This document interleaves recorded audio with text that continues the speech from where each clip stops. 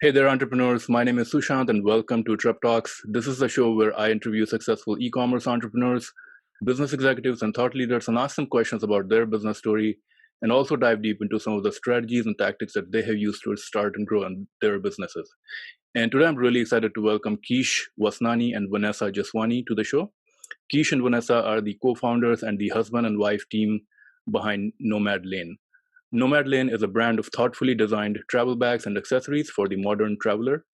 And today I want to ask Kish and Vanessa a few questions about their entrepreneurial story and some of the strategies and tactics that they have used to start and grow the Nomad Lane. So thank you so much for joining me today at Trip Talks. Thanks for having us. Hi. Perfect. Nice to talk to you today. So I know that you guys have a very interesting story. So I'm very interested to know if you can share a little bit about how you guys met and what motivated you to start a business, Nomad Lane, together. Yeah, so Kish and I met, I guess it was almost 7 years now. Yes, it's been a while.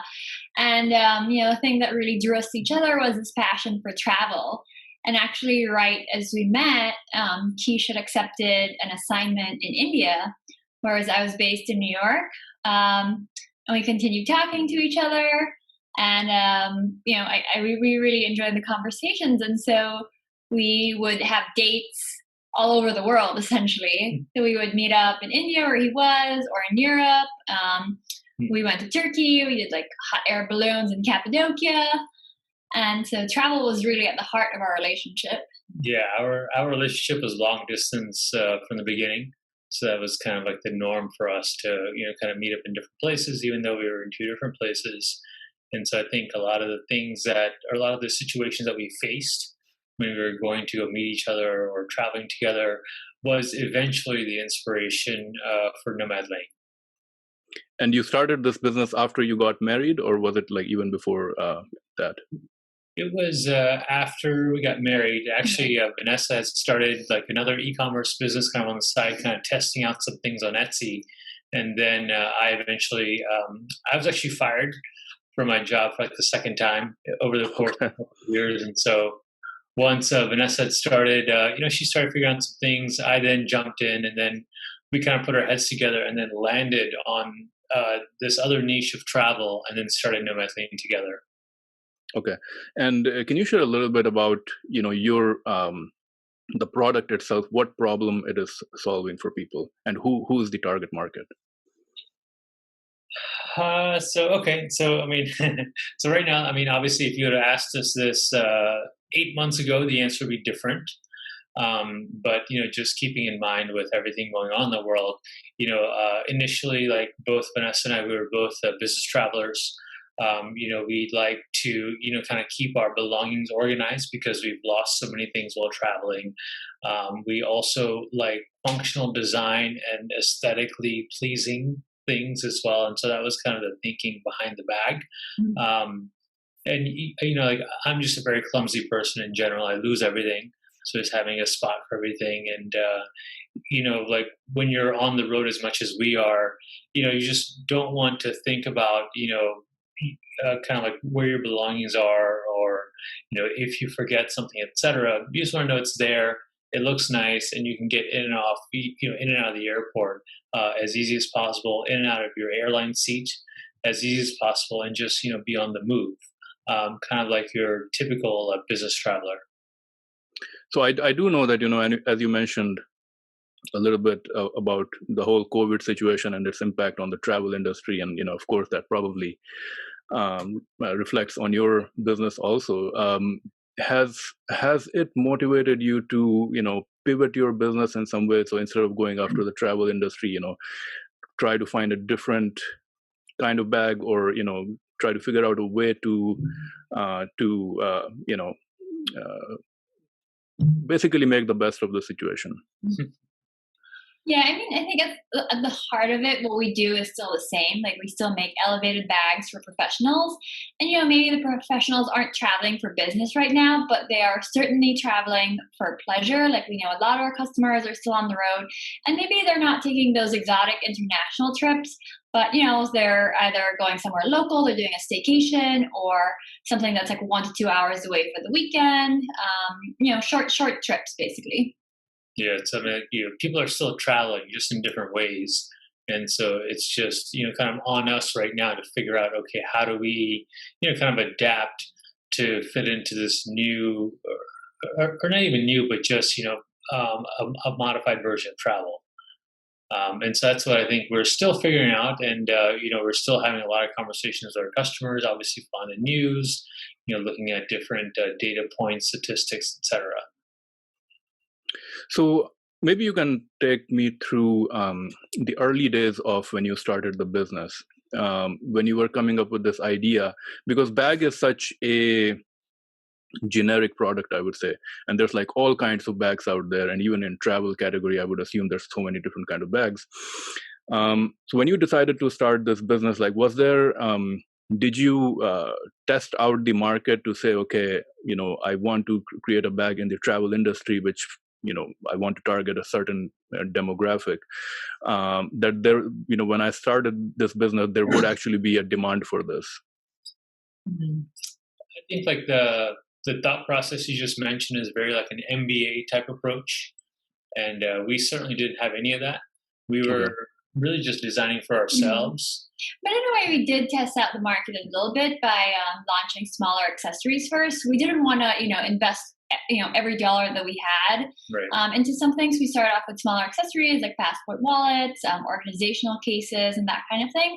And, we really saw people resonate with that. There was a strong interest in travel. And then we really thought about our own experiences as like business travelers, people who also traveled for fun. And every time we were on a trip and on a plane, we were like, I really wish we had this bag that just fit under the seat. I could put my laptop. It was easy to get in and out, or like medicines or toiletries on a flight. Mm-hmm. So we really designed based off of our own personal need. Okay. And I know that, and sorry, and so and then from there, when we did pivot into the bag, we are not venture backed or anything. We're actually bootstrapping this whole business. So the way that we basically went out and tested the market was we basically had some images of the bag. We described it in a way that we thought would be useful, and we put it on crowdfunding on Indiegogo, and that was our market testing. It wasn't, let us try to do wholesale, or let us try to go inside of some store, or go through our own website. We wanted to go through a trusted platform, put out our best impression, and see what people thought. And I want to talk to you about the Indiegogo in a little bit more detail. But before I go there, when you were developing this product, did you have to go through like a prototyping process? Like, did you have to create several versions and test it out? Can you share a little bit about the creating of the bag itself? What did you have to go through in order to build the product itself? So, I mean, I think kind of with like bringing anything to life, first is the concept.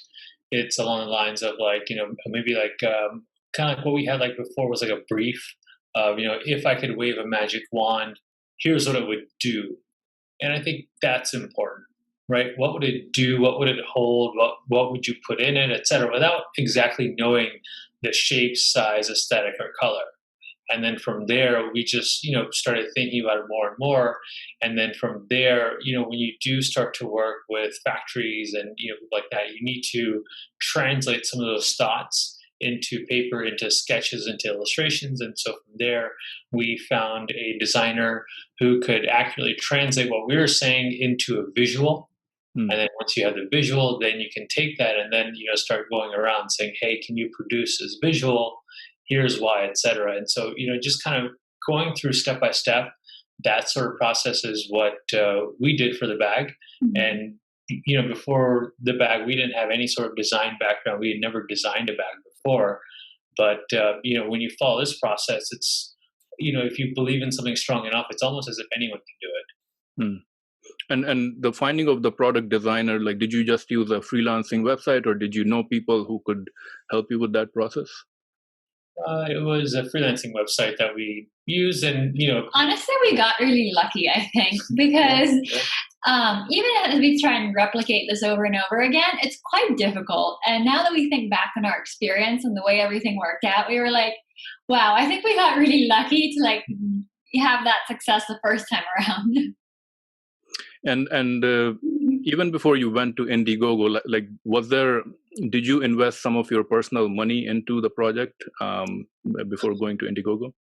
Yeah, we invested all of our personal money because remember, before we went on Indiegogo, we had our own website, and as Vanessa mentioned, we were selling other items there before, and so we had put a lot of money into inventory with the other items, and it was selling okay, but it wasn't enough to like sustain us as like long-term entrepreneurs who could truly quit our jobs and kind of define our own schedule.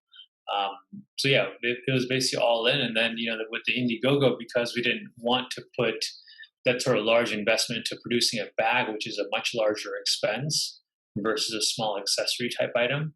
That's why we wanted to go the crowdfunding route, because we could at least, if it was successful, you would at least get the money up front before placing the inventory run. So from a cash flow perspective, it worked for us. And I know that when I talk to a lot of entrepreneurs locally, a lot of them choose to, when they're starting their project, they would take out a personal loan that they personally signed for it. Versus doing something like Indiegogo, which is kind of like you're de-risking the process, right? So you're making sure that it's not your money is not coming out of your pocket. Do you have any thoughts on this idea about taking a personal loan to start a business? Yeah, I think. Yeah, no, I think it probably just depends too on like what you're trying to launch and like how quickly you need to get it out. If it's the type of thing where you need to get market traction really fast and really quickly before anyone else takes your idea, then obviously you want to go all in. Whereas if you're launching more of like a product that's completely new, that's never been done before, then crowdfunding is an excellent way to do that, because people on the platforms love to be the first to try something. They're definitely like early adopters. If you can go that route, that's definitely ideal. But obviously not everyone can do that. Mm-hmm. Yeah, and then also early on, I think it's also important to kind of understand also what type of reaction you are getting to your product or idea, so that way do I need to pivot, do I need to modify, or do I need to double down? And so for us, it was our own money, but then also at times we did use a lot of our own credit cards as well, and so we would typically max out our credit cards because we would perhaps be running some ad spend that was going really well, but then we just like the credit card maximum limit. So then I used to go open up more credit cards, and in 1 month maybe I opened 5 or 6 credit cards and keep the momentum going, and it worked out okay. And is there a difference between different crowdfunding platforms? Like, why did you choose Indiegogo versus like Kickstarter? I think they were more like retail focused. We actually were going to be on Kickstarter, and kind of had things built out. But I don't know. Like, I think I like the aesthetics of Indiegogo, and we actually did talk to someone from there. But I don't know if there's a clear difference between the two platforms. Indiegogo definitely has a more personalized approach. So if you're launching a product and this is the first time you've done something like that, there's a team there that helps you out, that looks at your page, that can recommend like what else you can do. Versus Kickstarter, it was tougher to like get in contact with someone over there. Yeah. And then in terms of tracking, Indiegogo allows you to place your own pixel, so you get a better understanding of like what's working. And then also like with Kickstarter, it's like, there's like a set defined amount of 30 days, 60 days, versus Indiegogo, they have a component also called in demand, which after the 60 days or after your initial campaign, while you're in production, you can still take orders as well. So that's kind of what helps sustain us. And so some people, may go on Kickstarter first because that's where they perceive to have the largest, perhaps most interested audience. And then from there, they then go into Indiegogo in demand to then keep their campaign going. And so we, I didn't want to do, double work essentially. So we kind of stayed on the Indiegogo process for the reasons Vanessa mentioned, as well as that piece as well. Okay. And I know that your campaign was probably, I think there's a stat out there that it was one of the best campaigns that worked on Indiegogo. I'm not sure if that is still the case, but and I know that there was some marketing effort on your part, some like preparation efforts from your side before you went there. Can you share like what made your campaign so successful? I mean, I don't know if it was like one single thing that made it really successful, but it was just, kind of firing off on all cylinders and making sure every step of the way was being done or performed or photographed or talked about in the best way possible. It wasn't something that we just did overnight. What people don't understand also is that when you do launch a campaign, the hard part of launching a campaign happens like 6 months before you launch. That's where all the preparation work comes in. And that was, I think, one of the main things that we did was just start thinking about it 3 months, 6 months before we actually hit launch. Yeah, and I think, the most important thing when you launch a product, obviously, is like figuring out your messaging. Like, for example, our bag. There's 100 things we could say about this bag. It does like this and this and this and this, or it fits on the seat. And what we really did was like we narrowed it down to just a few things. We were like, to our customers, who are these people who do these things, who are this age and who are most likely this gender, these are the 3 things that are the most important to them, and these are the 3 things we're going to talk about the most. And you just drill that in throughout your whole page. And, the second part of that is obviously visual. Like crowdfunding is a very visual platform. Your video is like the most important asset you could have. And so that's something we spent a lot of time doing, working on a script, like really focusing on the messaging within the video. And so those are the couple of things that we would, really recommend focusing on.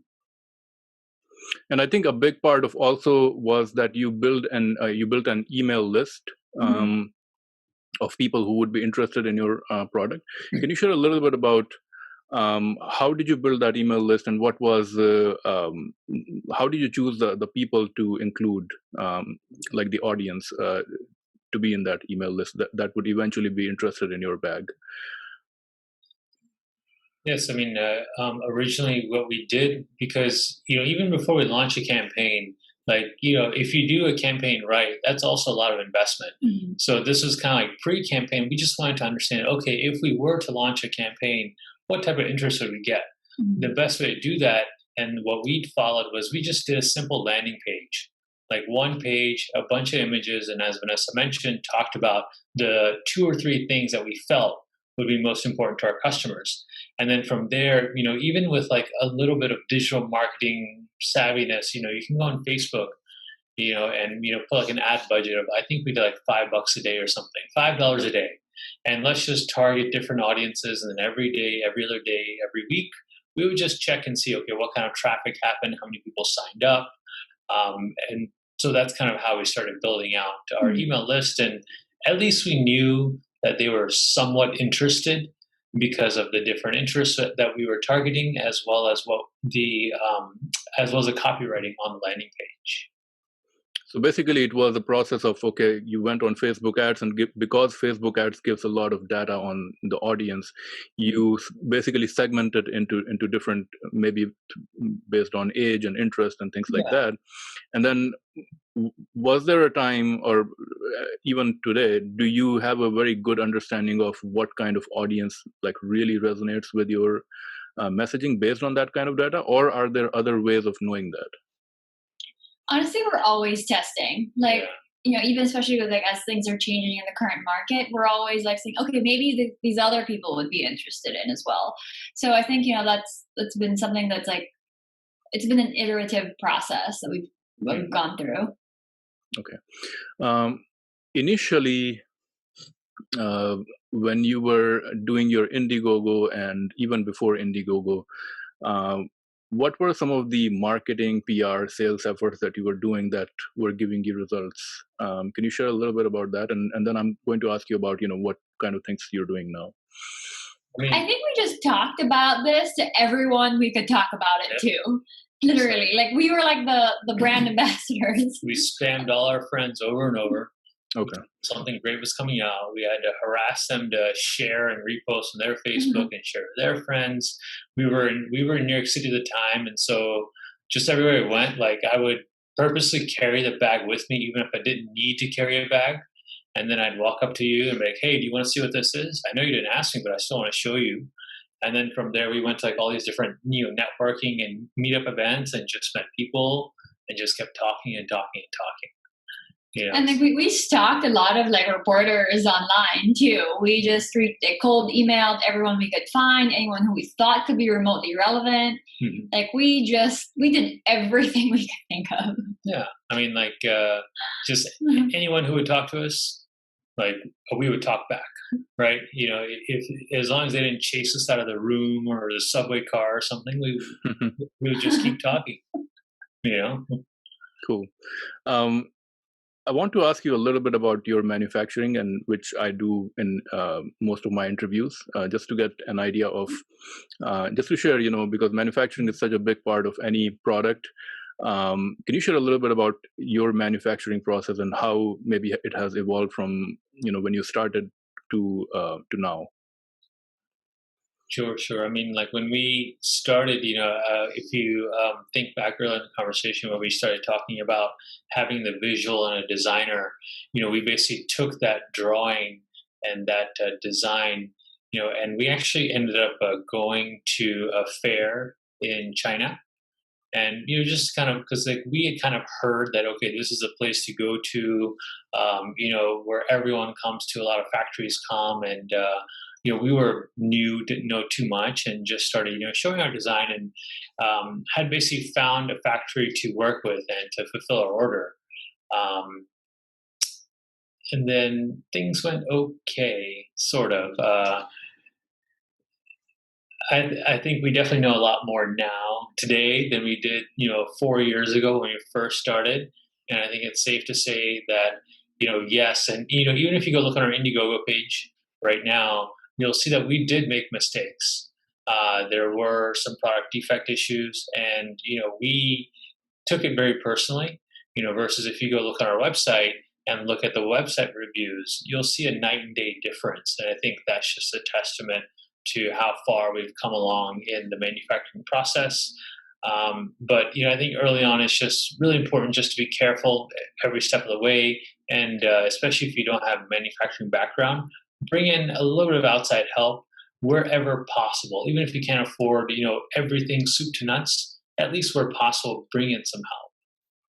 And where would one go about finding this kind of help? Like, are there consultants out there, or? Yeah, there's a ton of like agents, consultants. Yeah, lots of people online essentially are on LinkedIn that can help. Yeah, I mean, I think like the main thing to search for would be like quality control assurance or quality control firm, you know, someone who has your best interest at heart.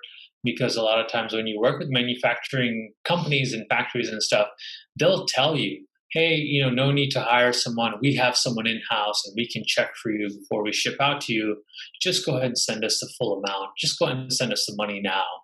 You know, and so you know, that's going to happen a lot. And I think it's important. And while it sounds tempting, especially when you're first starting out and don't, you know, have all the money in the world, it's very important to have someone on your side to pay just a little extra, have a third party to actually go into the factory and to inspect things to your specifications, or else, you know, they're a factory person. You have to think whose interests are aligned with who. And I think it's very important to analyze early on when you do go into any sort of manufacturing process. So basically, you did not go the Alibaba way. You decided that you're going to visit China and you're going to talk to manufacturers yourself.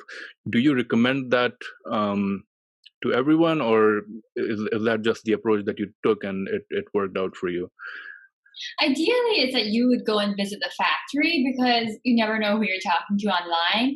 Obviously, things are a little different right now with travel restrictions and stuff. So at least, you know, start the conversation, maybe have some video calls, and then as soon as you possibly can visit the factory, that would be ideal. Yeah. You know, especially nowadays, it's very easy to pretend like you're someone else. Or, you know, it's very easy for a factory to say, oh, look, you know, we make this high quality bag. You know, why don't you come make your bag with us as well? So, you know, especially as Vanessa said, like nowadays it's a little more difficult. So I would even say work with someone whose reputation you can verify independently. Maybe like a mutual connection, you know, et cetera.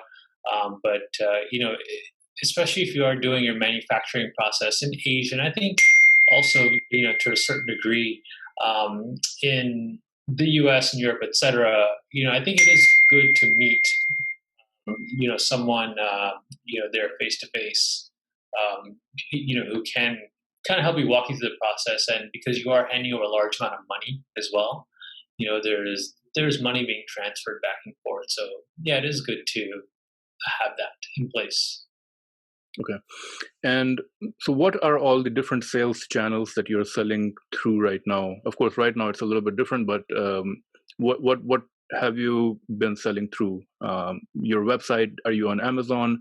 Are you in retail stores? We're just on our website right now. We're all direct to consumer. We really enjoy having that one-to-one connection with our customer. So you never thought of going the Amazon route. Why was that? We have thought about it. We're seeing pretty good success on our own website right now. When you get on any other third-party platforms, it's harder to manage. It's one more thing you have to be good at. You have to know how to sell on Amazon. It's different than knowing how to sell on your own website. So I think if it's something you do, it's something you go all into. Whereas right now, we're really focused on our own site.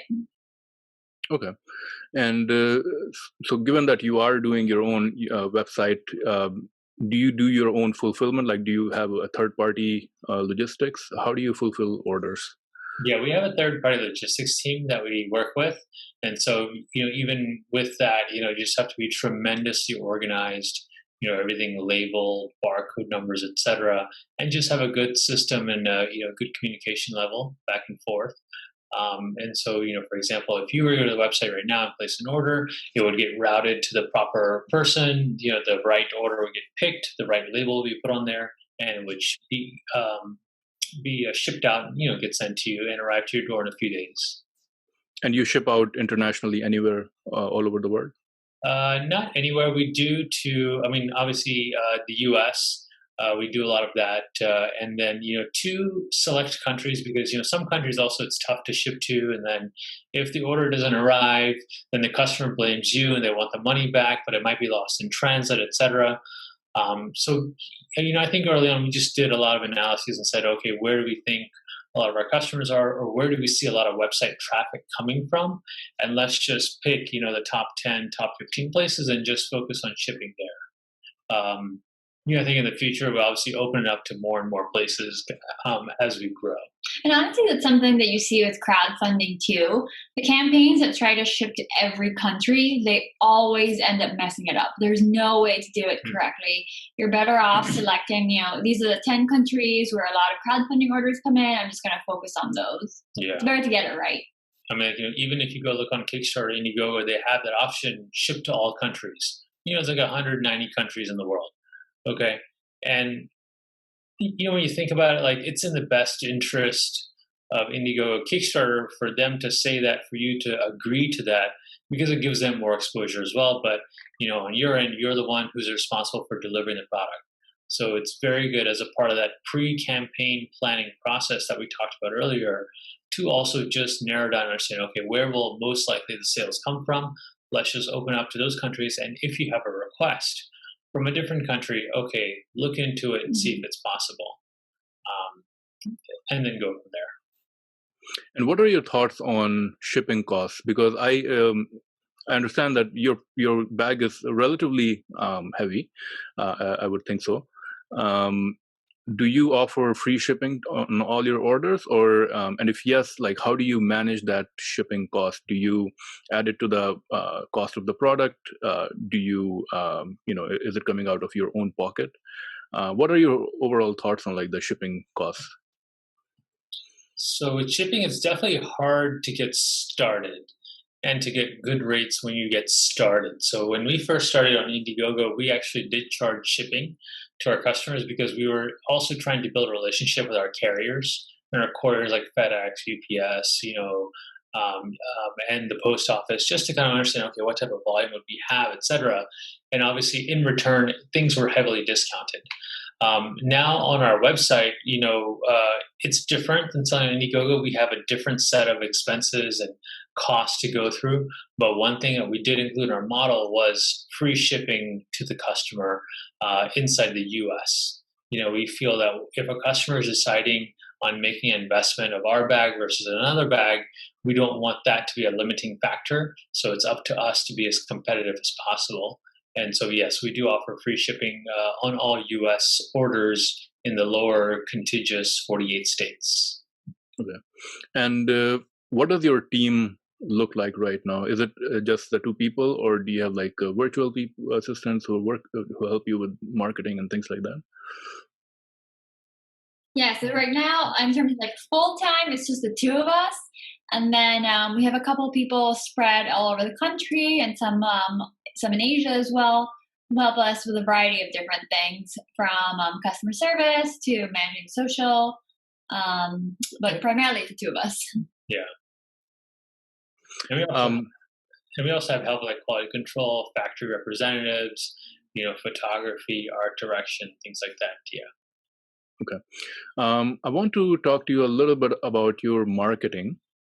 If you could share a little bit about, what kind of marketing efforts work the best for you. Of course, I would assume that you probably have a good large email list that you market to.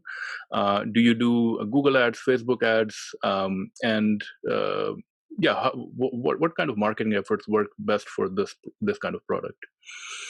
I think anything that's really visual has worked well for us because the bag, has a lot of different pockets. People love to see how it's packed. So any like visual platform has done really well. So in terms of ads, it's like Facebook and Instagram. Working with some influencers who can really talk about, the bag in detail and how they would pack it or how they have packed it. Those are the things that work well for us. And also, part of any good marketing strategy is not to over rely on one channel or one method. So yes, there are things that work for us, and we're also always testing out different things, and trying to approach our customers in different ways all the time. And I know when I searched for your business, you have a lot of good press from like a lot of good publications. Did that come about organically because you had a great Indiegogo campaign and you have a good story, or do you actually have to go out and pitch to these publications? And what can other businesses learn from your experiences? It's been a bit of a mix. A lot of people have found us. And then like at certain times when we were launching the Indiegogo campaign, we would, hunt down anyone who would be remotely interested in our product. We've done a little bit of both. And obviously the recommendation is to keep finding people who are relevant to your audience, figure out the publications that your audience really trusts and, find people within those areas. And, especially early on, if like someone is looking for press or, looking for a way to reach out to reporters without having any sort of budget, but, if they have the best idea, there's actually a resource that we used early on, and sometimes we use it today as well. It's called helpareporter.net or Haro, Haro. And, they send out daily emails like 1, 2, 3 times a day of reporters, who have a very clear ask of, hey, I'm ready for this publication, looking for this type of product or service. If it's you, please reply back, with these specific guidelines.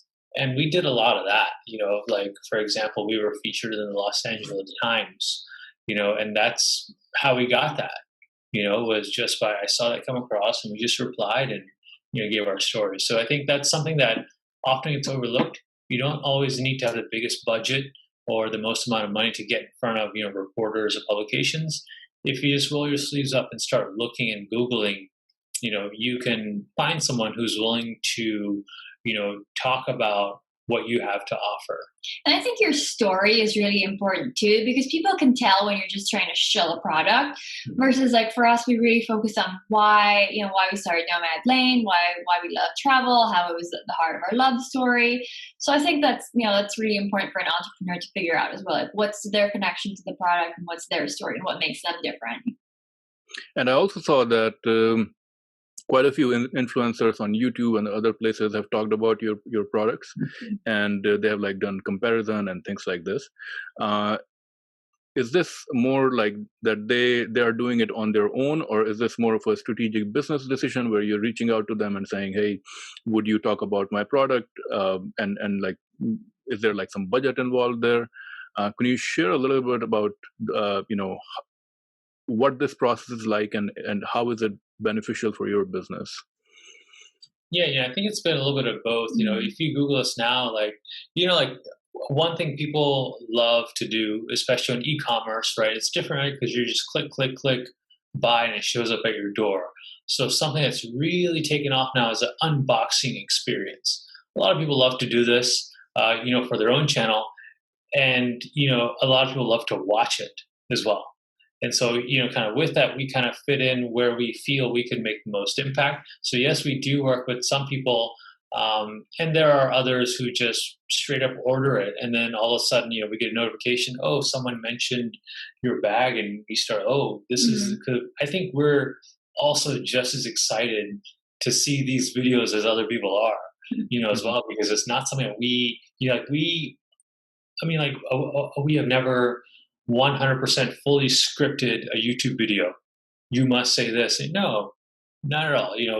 If you go on a website, you order, it gets delivered, you talk about it in the way you want to talk about.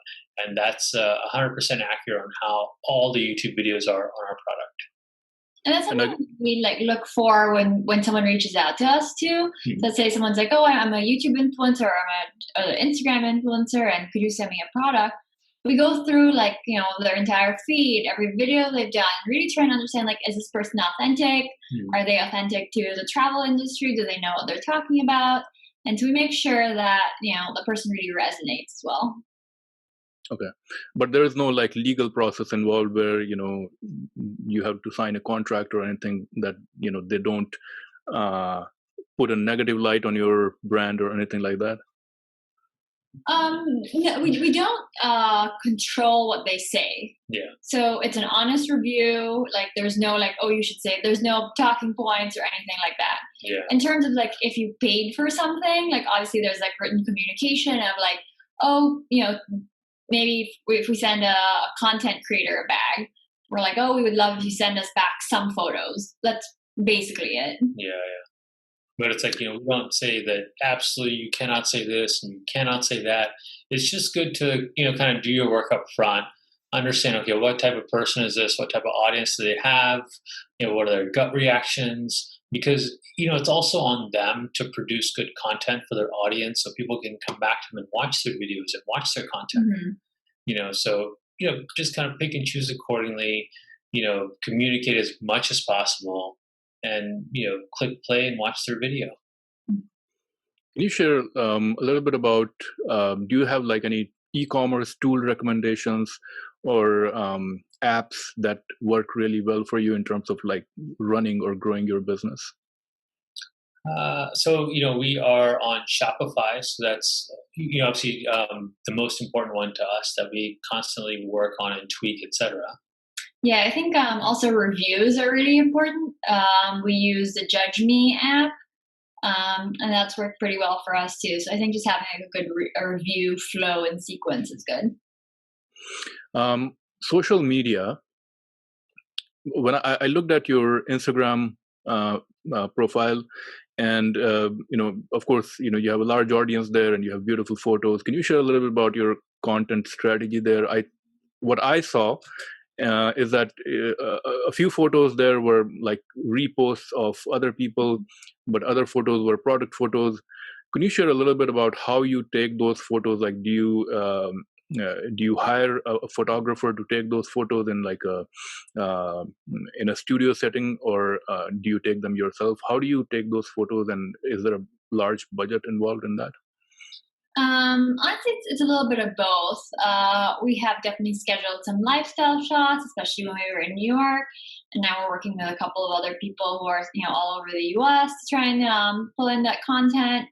And then we also love resharing inspirational photos. For us, it's not really we're not product, buy. That's not how we operate on social. It's very inspirational. We talk a lot about travel ideas, especially now that travel is changing so much. What else could you be doing? How do you spend time outdoors safely? So it's very, informational and motivational. So right now you have, I think, one main product, which is called the bento bag. And are you planning on adding additional products in the future? Is that something that you're working on? Yes, in the future, yes, we certainly will be adding on additional items, and kind of right now it's a very rapidly changing time. So we just want to make sure we get a good grip on okay, once we can foresee okay, here's what the next 6 months, 9 months, 12 months will look like. Here's what we'll launch. We obviously have some ideas, and I think it's just a matter of us to figure out kind of which one we think will be something that our audience will resonate with, and we will do that in 2021. Okay. Now, I think in everyone's entrepreneurial story, entrepreneurial journey, there's either mistakes made or there are failures. Could you share one or two of your either biggest mistakes or biggest failures, and what have you learned from them, and what can other entrepreneurs learn from your mistakes? Yeah, I think well, at least at least from my perspective, early on, like when you're new to an industry or new to something that you don't have background in, I think there's a lot of people there who are waiting for people like you because they want to take advantage of you. They want to manipulate you, or they want to convince you that, oh, this is fine, trust me, you're just starting, I've been doing this for so many years. You just say be careful at every step of the way. Question, ask more questions, think about it, don't make any quick rash decisions. And this is no secret, but like I said, if you go look on our Indiegogo page, you'll see if you scroll down, we did have some problems with zippers. We didn't have a really good understanding of how important zippers are to bags, right? If your zipper breaks, even though it's like the cheapest component or not a very expensive component of your bag, zipper breaks, the whole bag is useless. Yeah. And so I think that was one of the biggest things that we had to dig ourselves out of, especially early on. So, kind of understand what you're doing, ask a bunch of questions, think about it, talk to someone else, and then make a decision. So I guess in the zipper world there's probably like a premium zipper that's like the king of zippers. We have like a stack of zipper books like this big. Like I don't even know if your screen is big enough to show how big our pile of zipper books are, but we will never make that mistake again.